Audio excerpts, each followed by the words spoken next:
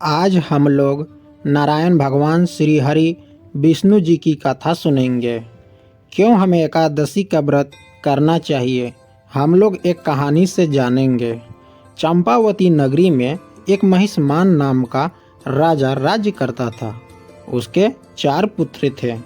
उन सब में लुम्पक नाम वाला बड़ा राजपुत्र महापापी था।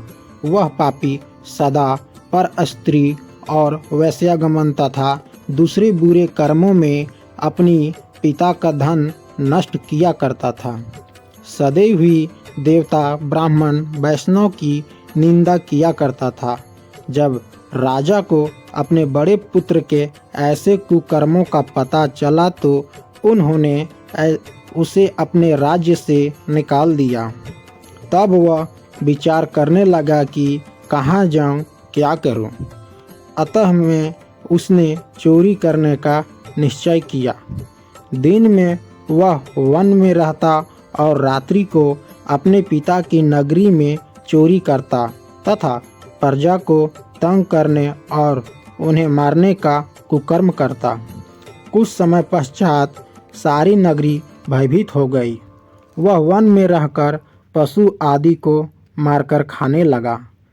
नागरिक और राज्य के कर्मचारी उसे पकड़ लेते, किंतु राजा के भय से छोड़ देते।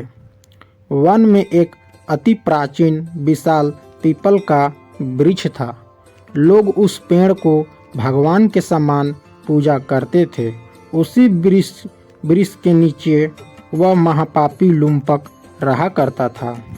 कुछ समय पश्चात पौष कृष्ण पक्ष की दशमी के दिन वह वस्त्रहीन होने के कारण शीत के चलते सारी रात्रि सो नहीं सका। उसके हाथ पैर अकड़ गए।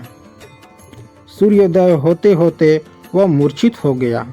दूसरे दिन एकादशी के मध्याह्न के समय सूर्य की गर्मी पाकर उसका मूर्छा दूर हुई।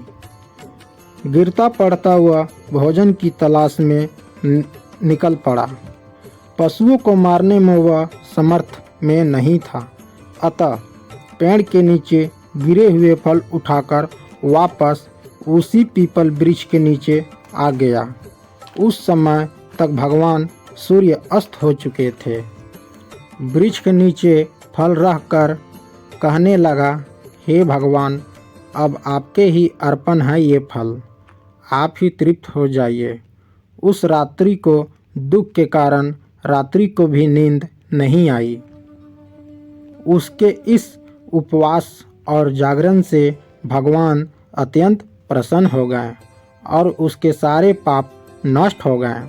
दूसरे दिन प्रातः एक अति सुंदर घोड़ा अनेक सुंदर वस्तुओं से सजा हुआ उसके सामने आकर खड़ा हो गया। उसी समय आकाशवाणी हुई कि हे राजपुत्र, श्री नारायण की कृपा से तेरे पाप नष्ट हो गया है। अब तू अपने पिता के पास जाकर राज्य प्राप्त कर। ऐसी वाणी सुनकर वह अत्यंत प्रसन्न हुआ और दिव्य वस्त्र धारण करके भगवान आपकी जय हो कहकर अपने पिता के पास गया। उसके पिता ने प्रसन्न होकर उसे समस्त राज्य का भार सौंप दिया और राज स्वयं वन के रास्ते चल दिए। अब लुम्पक शास्त्र अनुसार राज्य करने लगा। उसके स्त्री पुत्र आदि सारा कुटुंब भगवान नारायण का परम भक्त हो गया। वृद्ध होने पर वह भी अपने पुत्र को राज्य का भार सौंपकर वन में तपस्या करने चला गया और अंत के समय में वैकुंठ को प्राप्त हुआ।